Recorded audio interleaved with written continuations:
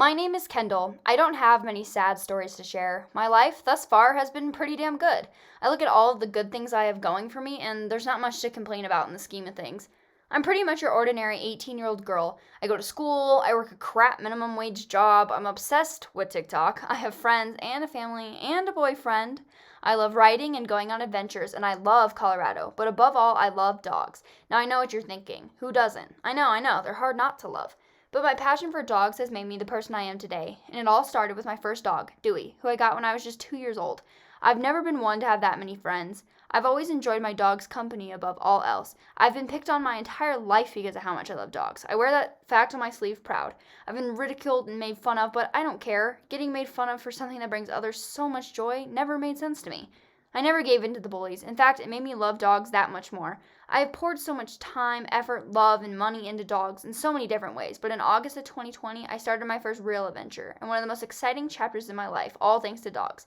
After the coronavirus stole my senior year of high school and my first semester of college, I was feeling pretty down. All my friends moved away and went to school all over the country, but I was stuck in my hometown. The worst part of it, I couldn't even go to campus. I was stuck at home alone every day with basically no social life other than calling my friends who were off starting their own college experience and visiting my boyfriend at his school on the weekends. I decided to do something about it. If no one was going to flip to the next chapter of my life for me, I was going to have to do it for myself. I applied to be a puppy raiser for Freedom Service Dogs of America, also known as FSD. FSD trains service dogs for people who need them. The majority of their clients have a disability like PTSD, autism, or a brain injury, but they train their dogs to help all different kinds of people. It was a really long process, but I was eventually accepted into their puppy raising program. Puppy raisers take in the dogs when they are about 4 or 5 months old and keep them for 10 months, exposing them to many different people and environments and implementing their training on a daily basis. On November 7, 2020, I finally got my puppy. I was matched with a chocolate lab named Winter. You can't possibly imagine my excitement when I finally got to meet her. When I saw those big floppy ears, deep gold eyes, and Frito-scented oversized paws, I knew that my world was permanently changed. Winter is the most well-behaved dog you'll ever meet. I won't lie, she can be a handful. What do you expect from a baby Labrador Retriever? It comes with the price. And even though in 10 months I know I have to give her up, I love her with everything I got. She's given me more than she'll ever know, joy and excitement. She gave me something to look forward to in one of the darkest times of life.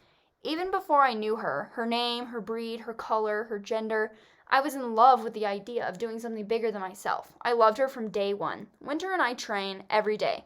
It's tough work to become a service dog. They only take the best of the best. So that's what I do. I give Winter my best so that she can give someone else her best. She's given me something to talk about and to relate with others about. Every time we go out, people look at us and smile and even ask questions sometimes. I've even started to make a few new friends and connections with the other puppy raisers and the FSD community. Nothing is stronger than a community of crazy dog people. Trust me on that one. But it's those connections I have that make me happy to be alive. And Winter has given me that. When I'm sad, Winter is there. She's not a certified service animal yet, but she knows how to take care of me. I'm never alone because she's always by my side, and I'm never bored or sulking about the pandemic or the fact that I miss my friends because she constantly keeps me on my toes. I've always wanted to dedicate my life to dogs, and thus far, I've done that. Getting Winter has been a very pivotal point in my life where I'm realizing that this is what I really want to do. She's been good for my spirit, but she's also shown me what I want my future to look like. Sure, I'm afraid of failure. I'm worried that maybe I'll do something wrong, and that one thing I do will be the reason she won't become a service dog. Heck, I'm not a professional trainer. I'm an 18-year-old college student that just so happens to love dogs more than the average Joe. But then I think about, what if she does become a service dog? What if she changes somebody's life and saves someone because of me? Inside every service dog is the heart of their raiser, and Winter has a big old heart inside of her. Something a lot of people have said to me since I started this journey is, gee, I couldn't do that because I couldn't give the dog up. Giving Winter back is probably going to be one of the hardest things I'll ever have to do. It's like sending your kid to college. It's a bittersweet moment when you're sad because you love them and you don't want them to go, but you know that it's their time, that they need to go and make the world a better place. And in the end, if my feelings are sacrificed to make someone's life so much better, then I won't be sad. Winter has changed my life.